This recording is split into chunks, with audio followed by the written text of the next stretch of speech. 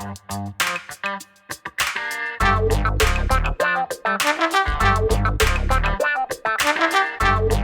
guys, Montel here, and welcome and thank you so much for tuning in to this edition of Let's Be Blunt with Montel. Today's guest is pioneering the cannabis industry with her brands and paving the way for women who want to be in the industry as well. She's the president of the Flower Shop, Arizona, True North Organics, and Perfect Earth Apothecary of Utah. She serves as a board member and officer for 2 nonprofit corporations running a total of 5 dispensaries and 4 cultivation sites between Arizona and Utah.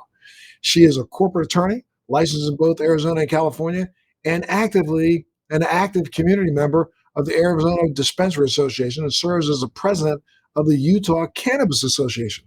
Greta Brandt, thanks so much for being a part of Let's Be Blunt with Montel today. Thank you for being here. Thank you for having me. Absolutely. It's kind of amazing. You have such an incredible bona fides. Why don't you tell me how you got introduced to cannabis and, what initially attracted you to the industry? Well, interesting. I'm obviously a lawyer, and that's how I entered the space, or at least got my feet wet in cannabis. I served as a corporate attorney and assisted an operator handling its M&A, its merger and acquisition, as it was acquiring licenses here in Arizona. So I served on the outside as legal counsel.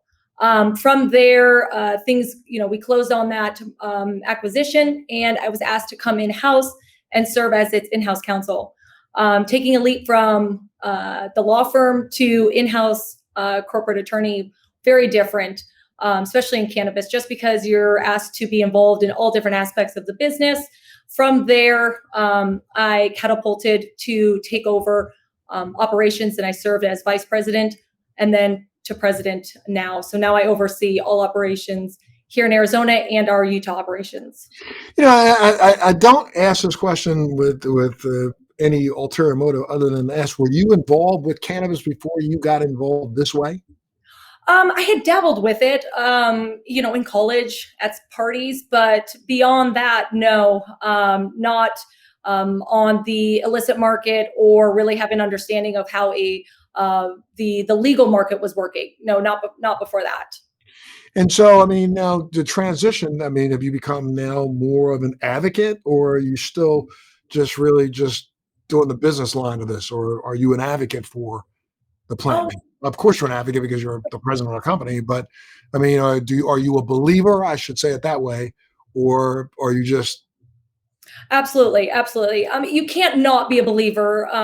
Working in this space, hearing the stories from patients, hearing the stories. We see we see the gambit of patients, of customers that are coming in, whether it's on the medical side or the rec side, whether, either one, it does provide a benefit. We understand that it has a medical efficacy. It's proven. It helps people. But so, yes, I am truly an advocate of the plant.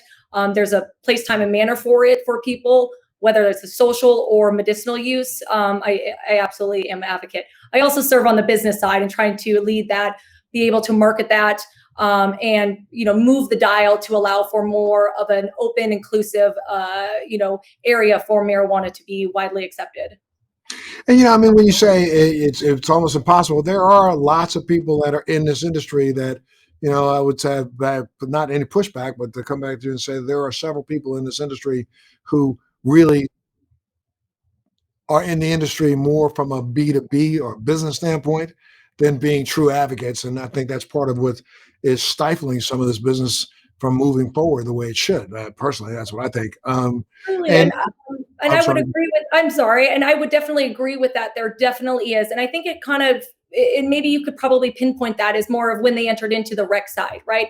I'm coming from, when we started in our states, it's medical. So we only understood it as the medical benefits, really hearing the benefit of the plant, educating ourselves through our chemists, through our R&D. So we truly, from a medical side, that's where we were built from. The program, whether it's Arizona or Utah, came from the medical side. And so, I entered it on the medical side. So it's really hard to not believe that there's that power of the plant. Yeah, and again, and I think most of the people that can differentiate the two and say medical or rec, I think that's where there becomes a problem because I truly believe that there is no rec side. I Right. honestly think that anybody who makes a choice between cannabis and alcohol is making it for a medical reason, whether they want to admit it or not.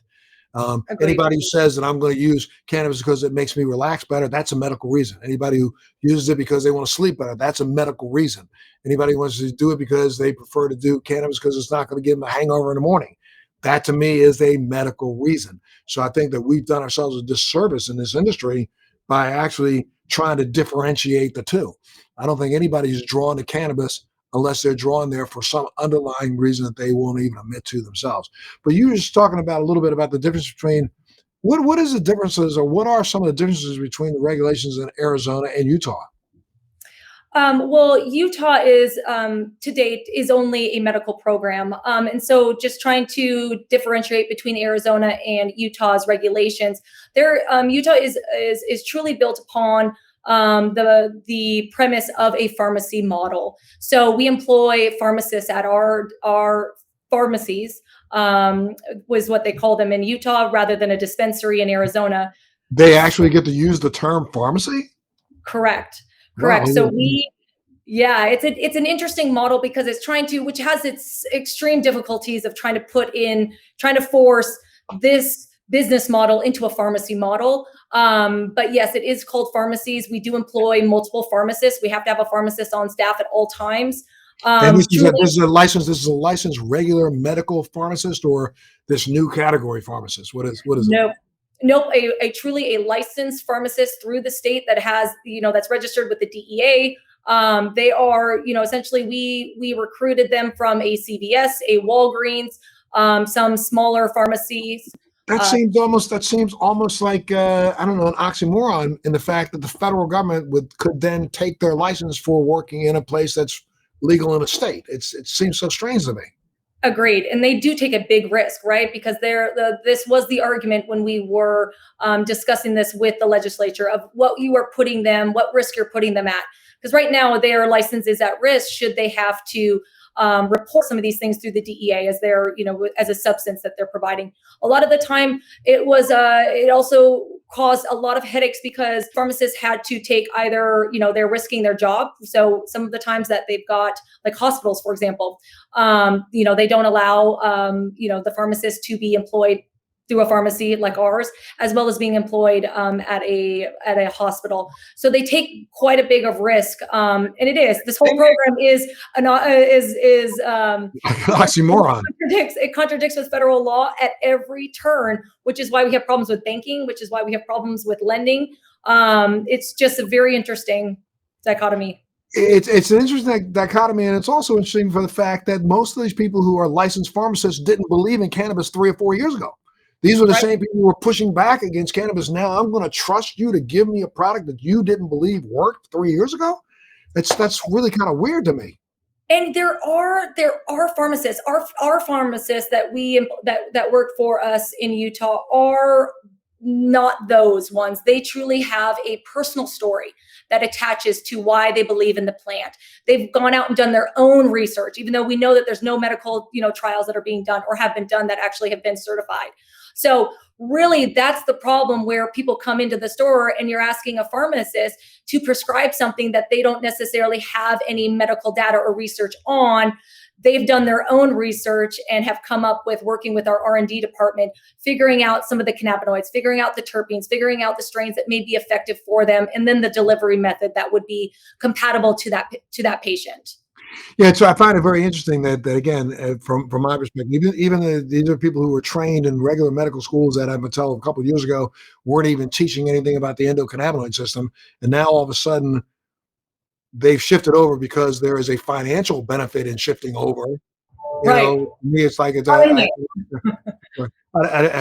hard to trust people like that because those you say. I recently had a doctor on who was talking about the fact that, contrary to popular belief, we have been researching cannabis in the United States and Israel since the mid 1980s.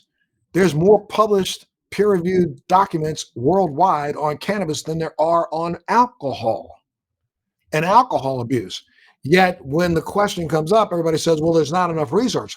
There's been more research done on cannabis than the majority of drugs that the pharmacists will sell themselves. Not that I'm No, not. that is so true. And the caveat that they come back, that again, public health comes back to say is those are trials that have been have the FDA approval, right? And so they don't take it into context, which is really unfortunate, right?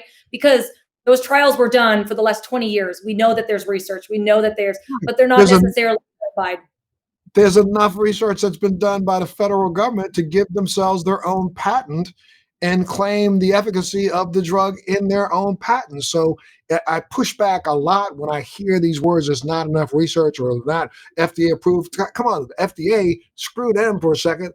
The organization in the United States is called the University of Mississippi that's been getting funding our taxpayer dollars for over 50 years to research cannabis, has been using our taxpayer dollars for over 50 years to send it to Dr. Meshulam in Israel to do studies that the government then sanctioned enough to put a stamp on in 1999 to say we want to file for a patent for cannabis. It's ridiculous to me that we can actually talk out of both sides of our mouths and say, well, we funded it, but that's not real research. And it's crazy.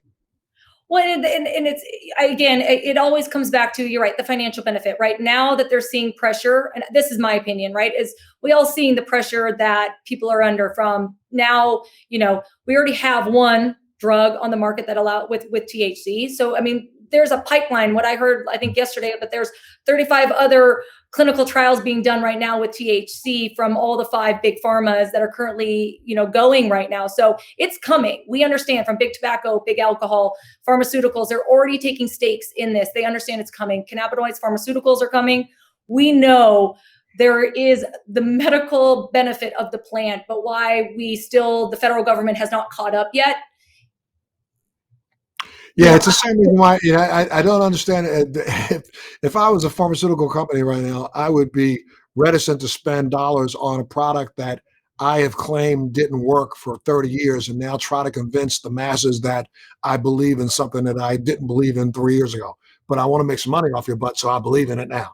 It's ridiculous that these companies are even trying to spend money doing what they think are clinical trials and picking one of the 250 cannabinoids to study when there's so much information that even the government knew itself years ago through the entourage effect and the funding of Meshulam in Israel that it requires more than just one cannabinoid to do. And you're right, there are multiple. You still have Marinol in the marketplace. You can still get Marinol, which was synthetic cannabis from the 1980s, along with whatever this new trash is that's out there now. But I don't want to tie us down on that as much as asking, you think the handwriting's on the wall that there'll be some movement in the Fed when it comes to expansion of use. I don't even want to use the term legalization, but what do you think that looks like? I mean, the next 2, 3, 4, 5 years?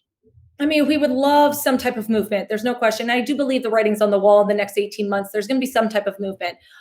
Where I see the smallest movement to be made is descheduling it from a Schedule 1 to a Schedule 2, right?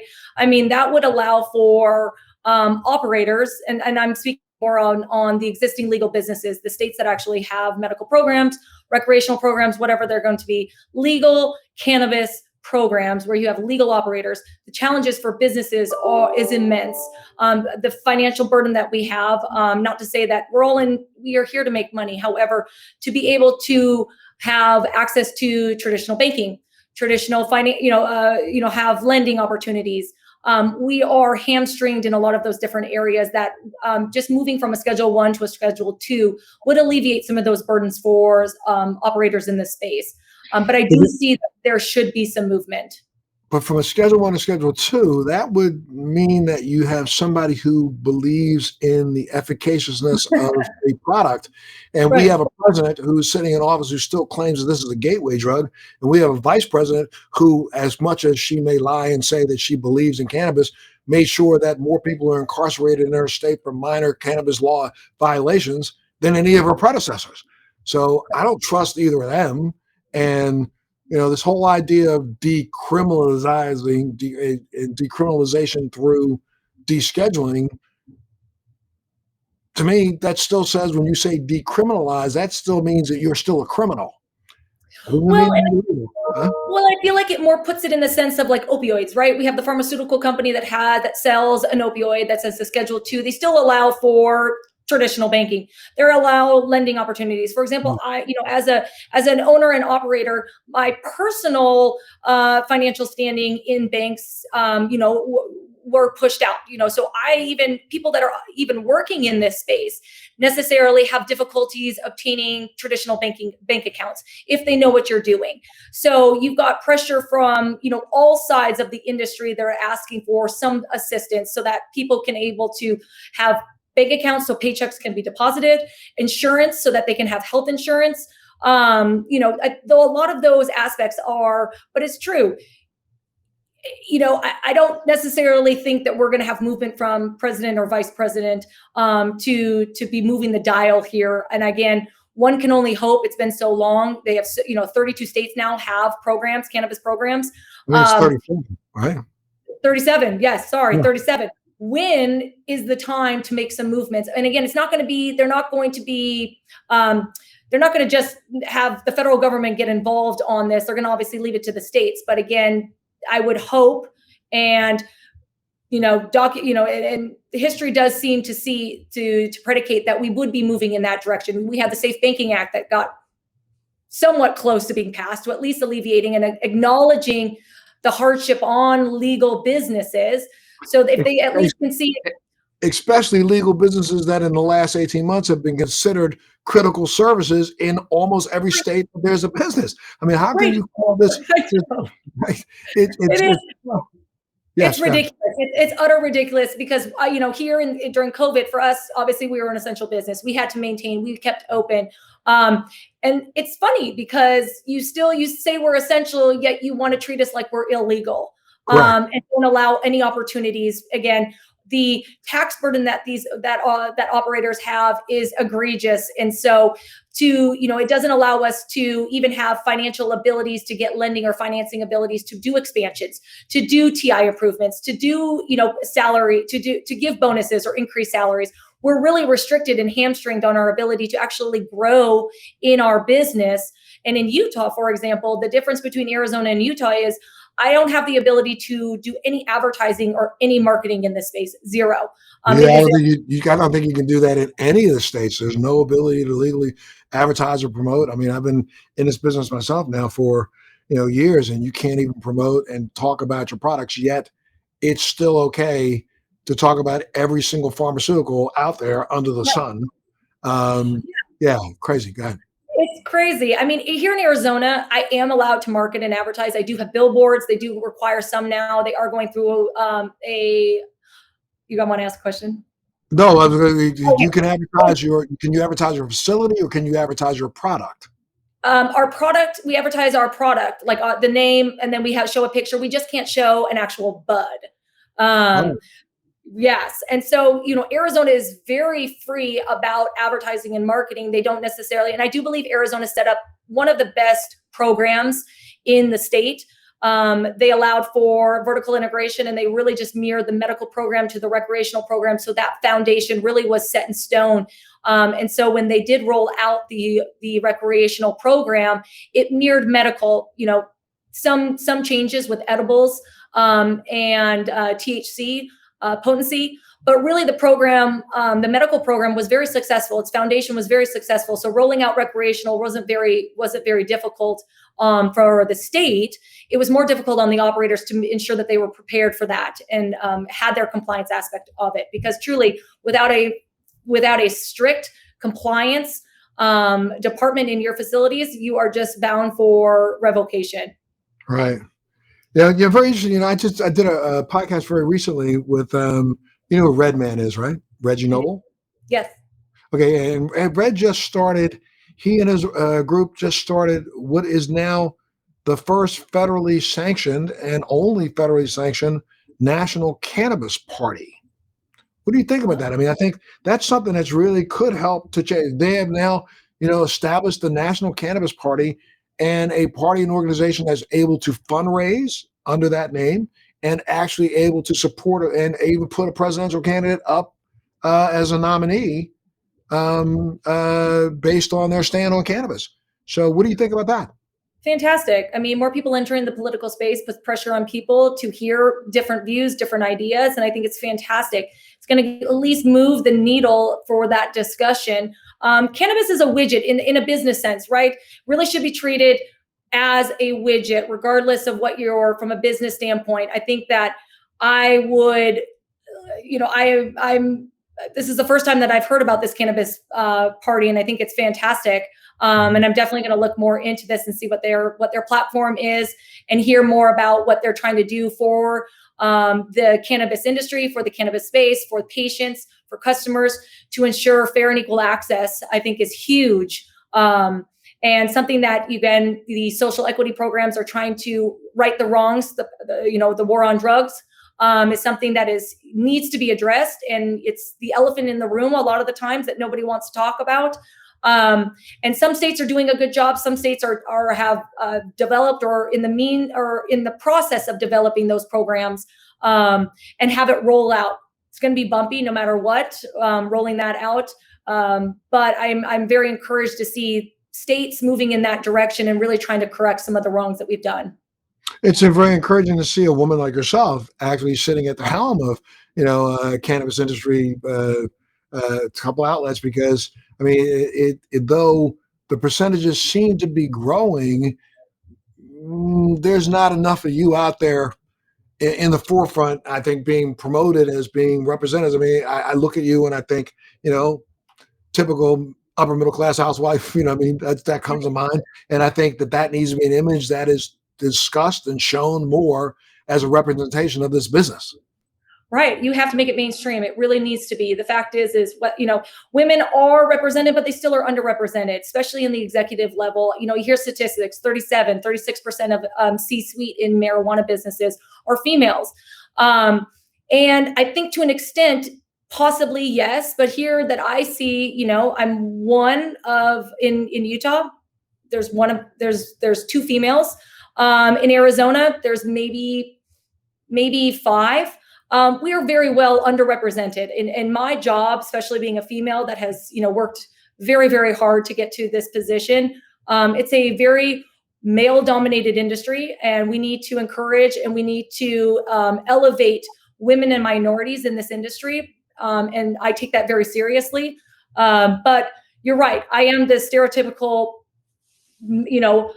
housewife that is the demographic for people to get to market towards, because those are the ones that are more skeptic, that really aren't necessarily encouraged by having marijuana. Not only for, maybe they have got kids that they're a little bit more hesitant to allow access, or maybe even just education and information on marijuana.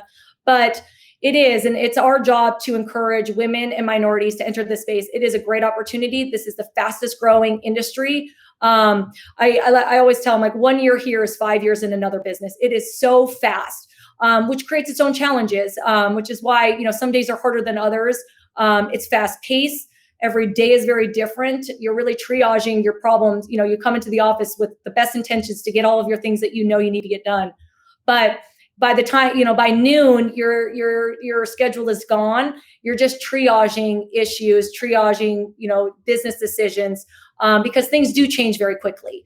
Regulations change, rules, zoning. We deal with complicated zoning and land use issues because nobody really wants you to be where you want to be. So they make it extremely difficult to open a dispensary, open a cultivation in specific municipalities. And at the same time, I think this industry has been doing itself a little bit of a disservice over the course of especially in the last year, when we have been considered such a vital resource in so many communities, that we are not spending the time. I mean, still, to me, I think the industry has been focused in the last couple of years on B2B, meaning business to business, relationships, rather than B2C, educating the consumer, letting the consumer understand the viability of this as a product. I've been disappointed in the fact that, there's not as much effort put into cultivating, the next generation of consumers or even cultivating the generation that's here right now.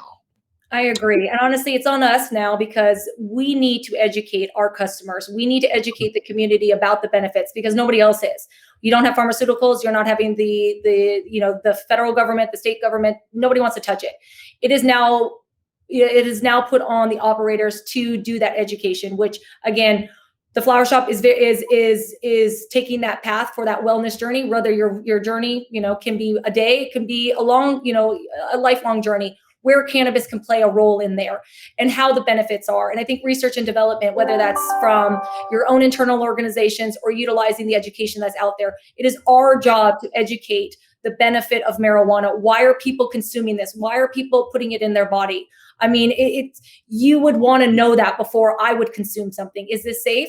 Is there a medical purpose for me to take this medicine, to take this product, whether it be?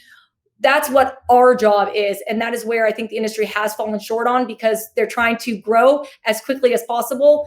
And that has come towards, that was always on the back burner. But now I think the expectation now for customers is educate me, provide me the best customer experience, provide me the information of why I should be choosing this product, this medicine for my ailment, for my issues, because now I have the opportunity to choose, a lot more.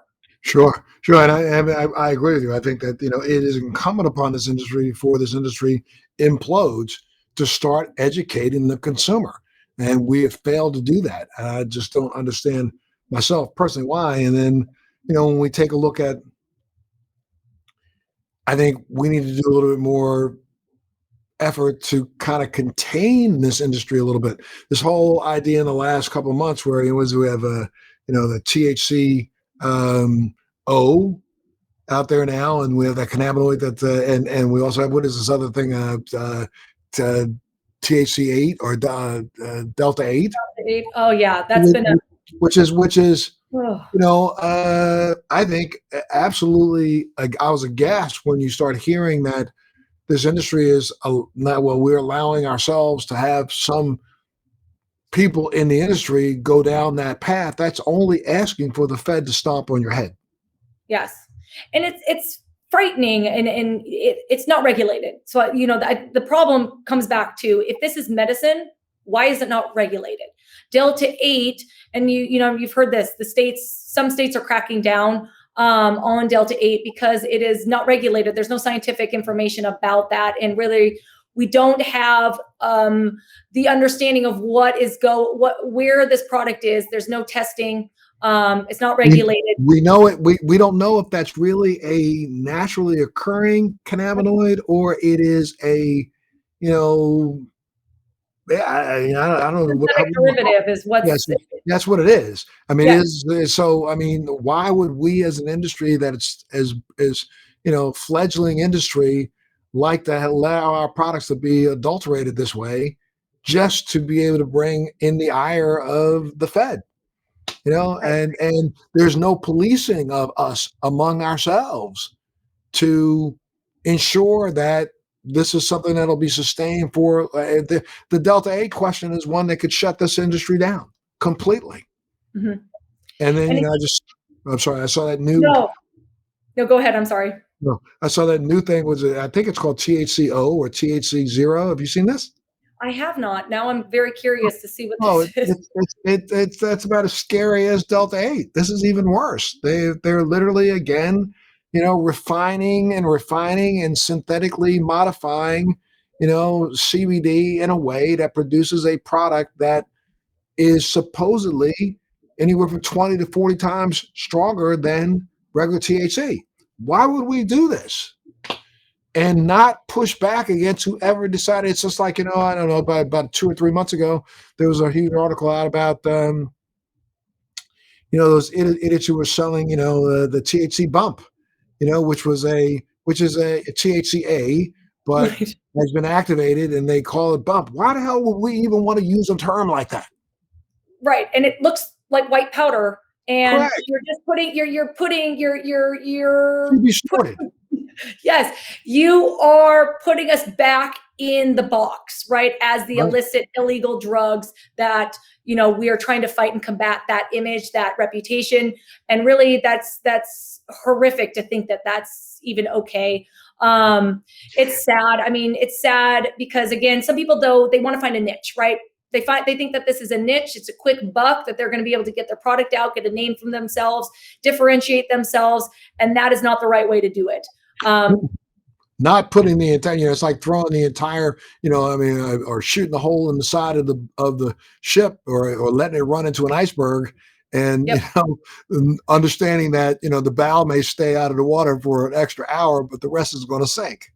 Agreed. And Delta 8 is just that. And I think that it's every state is grappling with that. And I know that it's going to be on the legislative agendas on majority of states that have a program, because it's something that has to be addressed. And then once they start taking the plant apart this way and picking one cannabinoid or one, variant to go after, it's only a matter of time until they try to limit whatever other variant you have that might be of value. It's like, again, we just started scratch. I think this industry is so fledgling. It's like the Wright brothers still pushing a wooden plane down a hill.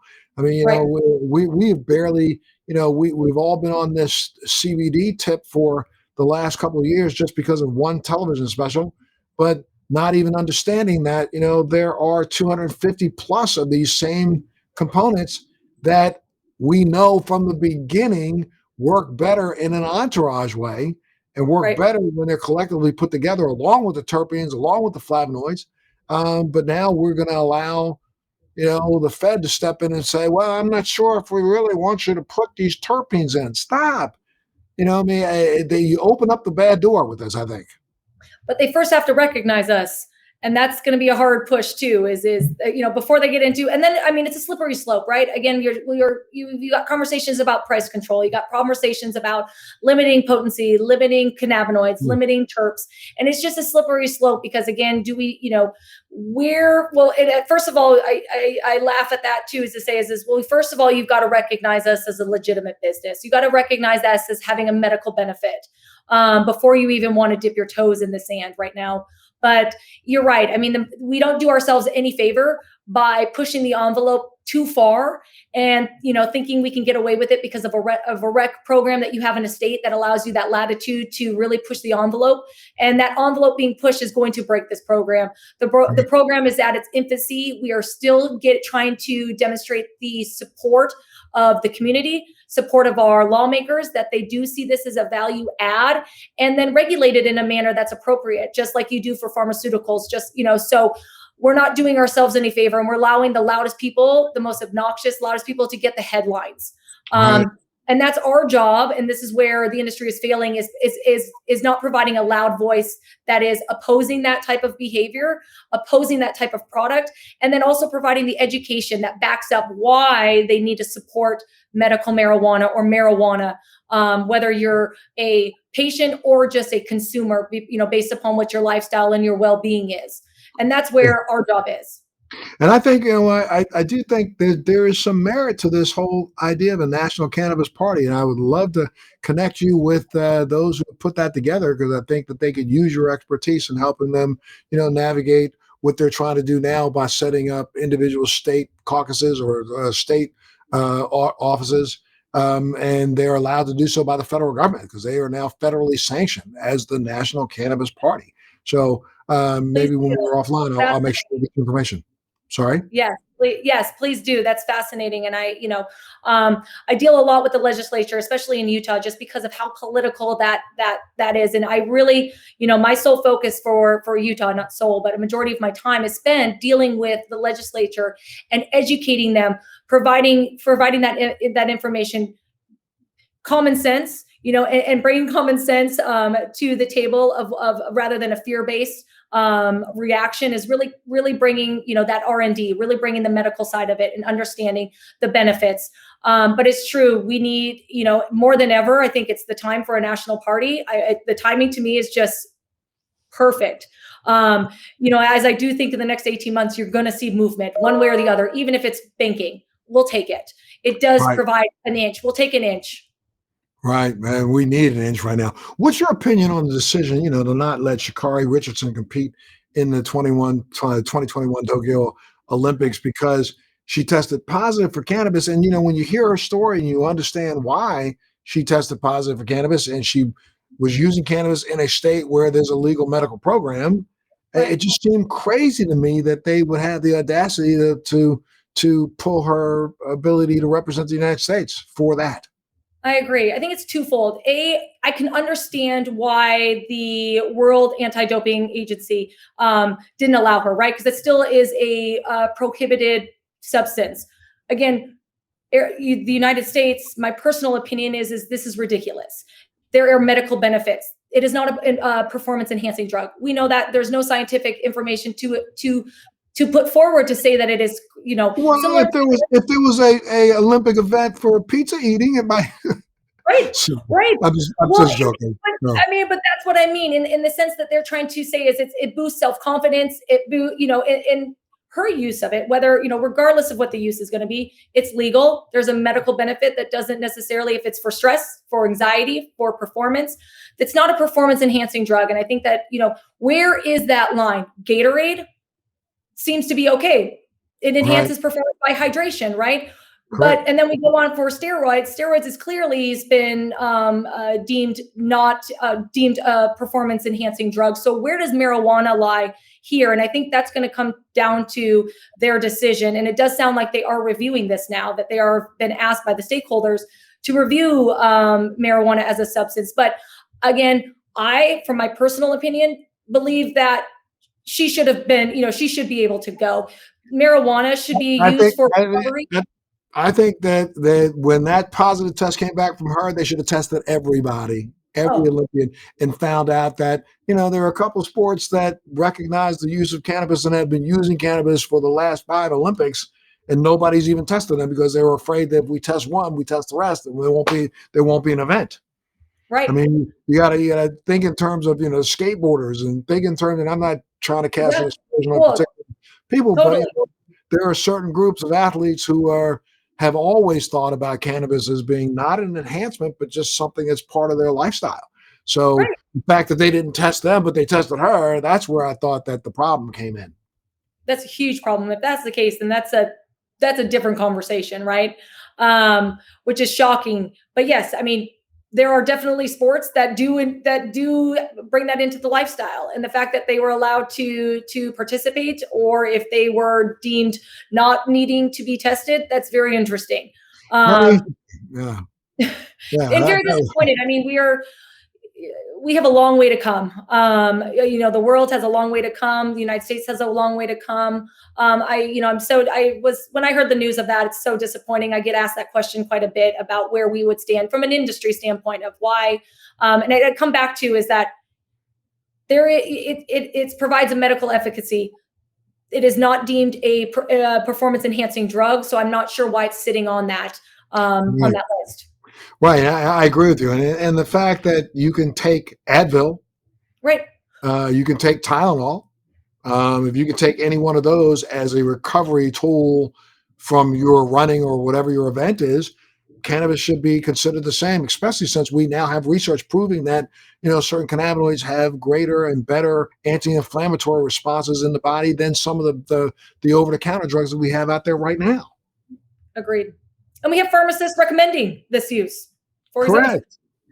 Right, which sounds is just insane to me, and especially, again, if you live in a state where it's legal, then I don't think that the International Olympic Committee should take precedence over the state you live in. That's my opinion. I would agree. Yep. And now, what do you think about the fact that let's get to the states and the fact that from California to Maryland to not Maryland to New Jersey to New York. I mean, the tax rates on cannabis is sometimes double or triple the rates of other small businesses.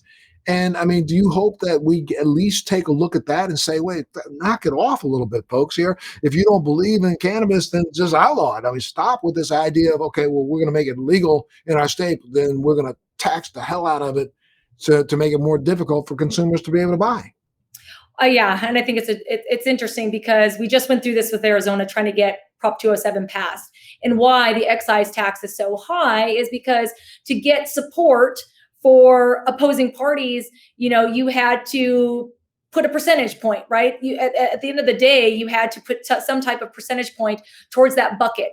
And as the buckets add up, you're at this this egregious tax scheme that we've now created. In some states it's 25, some states it's 21, some states it's 16%. Plus sales tax. You've got, and when you walk out of one of my stores, you've got your excise tax plus your sales tax, and each, municipality has its own schedule. So some of the times they're walking out at 22, 24% tax on a product. You got the eyes of saying, well, we're treating this as tobacco, or we're treating this like alcohol. I said, well, that only is a sales tax. You got a sales tax. You're not putting an excise tax with regards to that. So, you're not doing any benefit by having such a high tax schemes. And on top of that, the business owners have a huge tax burden additionally. So you're penalizing operators, you're penalizing customers, you're penalizing patients for a legal cannabis program that the state has approved and collects tax dollars on regularly, and is making a lot of money on, which is funding, infrastructure, police and fire, pension reform. I mean, we're providing those avenues to be able to give back to the community. Yet we're still, it's looked at like a black eye in the community. And I mean, do you think that we'll be able to get some politicians to change their attitude when it comes to this? And I don't necessarily think you're going to see a change on the tax, the excise tax that maybe you're talking about, because I don't see much movement there from what I hear from lawmakers and legislators of their desire to keep those funds that were allocated, because it was sold to the population, whatever state you're sitting in, that these funds that we're collecting is going to be utilized to have more police. Your pension for police and fire is now going to be covered, and rather than going to be taxed onto you or passed on to you with additional tax dollars. Where I think maybe my hope is changes from taxing would be from the federal side for 280E. And this is more on the business side, because once our tax, we come in line with regular businesses, it allows operators like us to give back to the community, really try to provide a sense of community with our patients. What we're doing in Utah, we created a subsidy program because the product is so high there, because of the demand, the limited products that were on the market, and the high price for the product. We created a subsidy program in connection with the Utah Patient Coalition. So we provide a tax or a benefit, a dollar benefit for indigent people, or a patient that is has a life-threatening disease and is essentially terminal. We provide a subsidy to them to be able to assist in that, because it is expensive. And products are getting expensive. Tax adds almost another product. Essentially, you're walking out with another product when you walk out with a tax. And so that's where you're seeing the dichotomy between a medical program and a recreational program. Why medical programs and rec programs are essentially identical, and have been treated identical, but for this tax. And why the medical program are still thriving is because people do see a benefit of having a medical card. It alleviates paying the additional excise tax. And so I encourage patients to keep renewing your card. There's a benefit for that, even though it's easy. You don't have to spend that extra $150 to go see a doctor to get that card renewed. After 2 visits, you've already paid off your card. And so I would love to see that, but I just don't see in the immediate any movement on the tax to the customer, to the patient, leaving a dispensary, leaving a pharmacy. And it's unfortunate, because I think that's how they sold it, and how politicians really are hanging their hat on that there is an actual benefit to the community by taking these tax dollars. We talked a little bit earlier about equity programs, and the fact that the industry needs to do more to get more women and more minorities representation in the C-suites of cannabis industry. Do you think that this industry is going to police itself, or figure out how to do that more equitably, or are we going to still run down the same path that we've run down for the last 50 years in this country?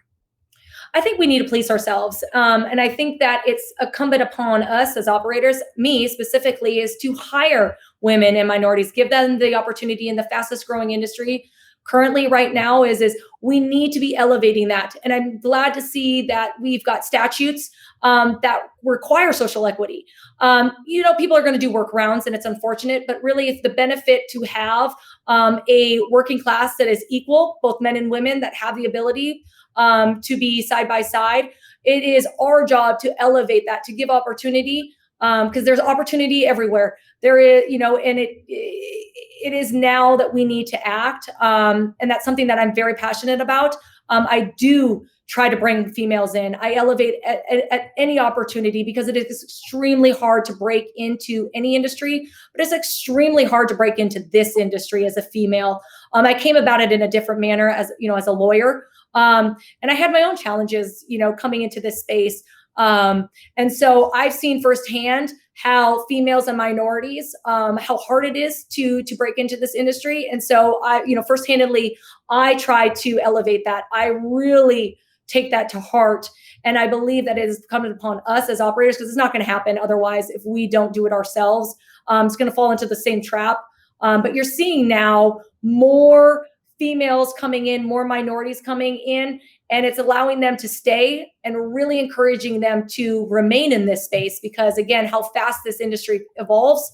I really do. We need to figure out a mechanism that keeps them employed, keeps them here, rather than the easy out, the easy sale, which ends up being, looking a little bit different at the end than what it started with. Absolutely. I mean, what's your favorite part about, or favorite thing about being in this industry? What's your least favorite thing about being in this industry? My favorite thing is working with the talented team that we have here. It's very hard to find loyal, trustworthy, talented team members, and so I really, really enjoy the team that we've built. It's been hard. That's also the hard part of it, is going through, and finding that team. The hardest part of the day, for me, the hardest part of the job is just the unexpected, right? It's, you got to be able to be adaptable in this industry. Really, things change very quickly, and you need to be able to adapt and move. And so for some people, it's very hard to make that transition of knowing what the next play is going to be. Should that fall through, you got to be able to pivot. And so, the hardest part is navigating that with your team, and getting everybody to understand the flexibility that you have to have, the core framework and foundation that you've created for this business. It is adaptable, and just being able to navigate those challenges. There's challenges every day. This industry is extremely difficult to operate in. Not only because you've got, the federal regulations, you've got state regulations, you've got municipality regulations, you've got licenses that you got to protect the asset. You've got individuals working underneath or working with your license that, you've got to have a firm hand on a compliance portion of that, complicated by banking, insurance, all of those things really complicate just your normal day-to-day business. Just going back to when we were a cash-based business, very difficult. You essentially are your own bank here in your office. I just keep hearing the tick, tick, tick, tick of counting cash. And really the struggle for businesses that don't have bank accounts, that's a real struggle. The banks that are touching you today are credit unions and maybe some state sanctioned banks that, that have a legal program. But you're not seeing the national banks, the Wells Fargo, the Chase, the Bank of America. They're not touching you. So, and even the banks that are banking legal cannabis businesses are far and really few that they take in as operators to bank. So banking with just or not having banking and just being a cash-based business is very difficult. That leads for, theft. You've got a lot of fraud. You've got a lot of security issues, and trying to pay your employees. I've got over 120 employees just in this state. I've got 7 facilities. You've got trying to pay your taxes, trying to pay your SRP, your utility bills, your health insurance premiums, your car insurance premiums. I mean, all of these things require a bank account, and having to try to essentially launder money into a bank account to then be able to legally pay, a liability on your books is very challenging. And that is where it would be. Wait, that's all challenging. Yet the Fed will take their tax in cash, right? They just take it. And they want it in a check. Huh? And they want it in a check. And you're like, well, tell me what bank account to put it in. And Right. so it's another another oxymoron that you just can't reconcile. Yet you are you want my tax dollars, but you're making it very difficult for me to pay you. And we're fine paying you, but how can I pay you in a method that is acceptable? So what do you got to go down and get money orders? Yes, I mean, majority of the time, people will go get money orders at Circle K, and because they can't go into another bank because they get flagged after $10,000. Your utility bills are $20,000 a month. So, I mean, you're going into Food City and feeding a utility meter with cash, and the security risk for that is quite big. So it's just, you want a legitimate business, allow us to operate like a legitimate business, allow traditional banking, traditional financing opportunities, allow us to pay our employees, allow us to have health insurance, allow us, there's many things that would be able to be beneficial to not only the community, but also to our employees and to our patients. Well, I was going to ask the question of how would you like to see things improve in this industry, but you've just outlined many of them right there. Yes. I mean, banking for sure, my Lord. And again, I think with the federal government at least recognizing, you're going to see the illicitness fall off. The black market is always going to be there, but those will be outshined by the legal businesses. Providing some tax breaks. California is crippled with its tax schemes, crippled with its licensing, which is why why you see the black market surging. So there are small tweaks that would be able to assist in some of that and allow legal businesses to operate in a space that they feel that is represented, and also they receive that benefit to operate legally. Otherwise, what you're seeing in California is the illegal market is starting to rise because it's just too costly, too hard for them to operate as a legal business. And that's unfortunate. Yeah. And you must be, I can't imagine what kind of scrutiny you must be under where you are a known multi-state operator. So do you get pushback from either Arizona or Utah because of the other state? Yes, it's very challenging, and it's unusual too, is because every state you treat every state separate and distinct, right? Because you can't cross federal lines. The state entities have to be separate and distinct. So the entities that hold those licenses that are operating those businesses are essentially very different businesses. Yes, they have same structure of management, same structure of your business organization, but they're very challenging because they do believe the money laundering situation. And that is this crossing state lines. Are you utilizing product here that you're utilizing there? Are you, we're medical here, but you're medical and rec here. We have the feel that you must be pushing a rec agenda. And it's far from the truth. We really just want to occupy and operate in the program that we currently have. Yet everybody is skeptical for what the next move is going to be, what you're trying to accomplish. And it's really providing that education, providing the opportunity for patients to have a medicine that is holistic, that is from a naturally occurring plant that we know is not synthetically manipulated in a lab. That is coming. You have to be blind to think that that's not coming. Pharmaceutical companies that I just heard are now starting to do clinical trials on psychedelics. So that is the next thing that's coming, which is fascinating. Psychedelics are legal now in certain states. Yes. And you're absolutely right. I mean, that's going to be the next, I don't know what's going to happen to that. That is the next thing that I think needs to be on people's radar is the psychedelics and how that is going to be blended into the marijuana program, or is it going to be solely a separate program? To me, they should be completely. I really feel very strongly about the fact that though they are on the same page, they are two separate products that should be sold separately, administered separately, and literally sanctioned separately. Opportunities to use psychedelics for the various reasons why they are now efficacious. That Right. There's a separate controlling body that should be administering that, not put on the backs of the cannabis industry. I would agree, and it is. It's new, and it's still at its infancy stage. And I need to do some more research with regards to the Oregon and states that have some limited legalization of that. Is how that plays into the marijuana program, whether it's side by side, if they've actually blended it in. It's very interesting to me because that's coming. And I Well, think in 5 years, you'll see it. you've heard that the new term that's out, which is Cali sober, which includes being able to utilize psychedelics and cannabis versus alcohol. So you know what I mean? There's Yeah, now that term's now been used. Cali sober has been around for a yeah, while, but now yeah. there's an actual term for that. So there are several facilities opening up that are treatment centers that for different anxieties and other things that are utilizing and for addiction are Mhm. utilizing psychedelics for addiction cessation. So yeah, And yeah, I don't understand why that should be controlled by cannabis industry. agreed. And I think no, yeah, I would absolutely agree. I mean, it's like they're very different. They're very different. This is a plant-based, psychedelics are either from mushrooms or whatever, whatever form. It is not part of the cannabis plant. So that's, Right.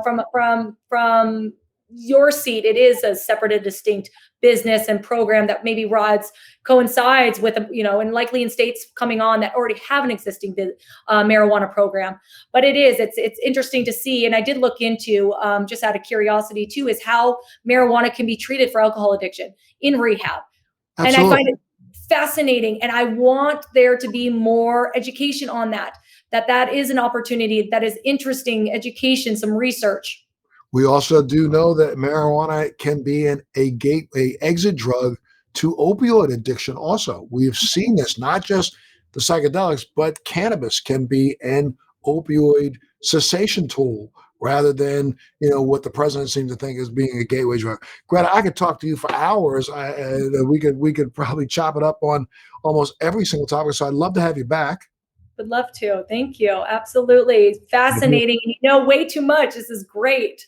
Well, no, I think it's time though that all consumers know way too much, and that's Yes. where I go back to saying that I think this industry has done a disservice to the consumer by not educating.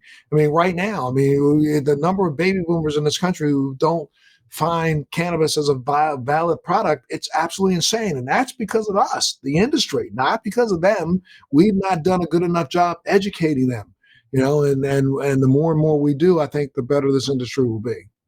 I agree. The next time you have me on, you need to ask me what I've done to push forward the education platform that I've got slated to be pushed out next month. So I'd be Well, curious. then we got to come back before next month. Then, girlfriend, come on now. All right. Absolutely. Anytime, you know that. I would love to have you back. I'm gonna have my folks reach out to you. If people wanted to find out more about you, you've got what, 7 different dispensaries? We've got 5 different dispensaries. I've got 3 in Arizona under the Flower Shop. We've got 1 in Phoenix, 1 in Mason, 1 in Ahwatukee. And then I have 2 in Utah under Perfect Earth Apothecary in Logan and Ogden. Well, come on, give people all your stats. Let them know Yes, how to find out something about you. They go to apothecary.com. What do they do? How do they get a yes. hold of I'm you? sorry. Come find me at theflowershopaz.com for my Arizona operations. And then my Utah operations is Perfect Earth of Utah.com. Again, theflowershopaz.com and Perfect Earth Utah.com. Mouthful. Wow. Wow, that's a mouthful, but I hope that all of my listeners have tuned in. And then you're going to have people reaching out to you. I know they're going to reach out to you and say, I'm getting ready to head to Arizona. Where do I go? So I want to make sure they reach out to you and get the information. Thank you so much for being a part of Let's Be Blunt with Montel today. You have a home here whenever you want it. So let's make sure we got you back. And I want you back by next month so we can talk a little bit more about this education thing, okay? Absolutely. I'm counting on it. Thank you so much for having me. Sure thing, and I we'll offline. I'll give you information about Redman so that you can reach out and find out more about this National Cannabis Party, which I think is going to literally be something that we are going to be blessed with over the next couple of years, pushing forward the platforms that we need to have pushed forward. Agreed, and I think you'll be surprised with the support that will be pushed behind that too. Absolutely. All right. Well, you take care of yourself. Stay well. Thank you so much for being here, and make sure you tune in to the next edition of Let's Be Blunt with Montel. Thanks for joining me on Let's Be Blunt with Montel. Please make sure you're subscribed and hit the bell to be notified when new episodes post each week. We'd love to hear your feedback also, so please send us your comments.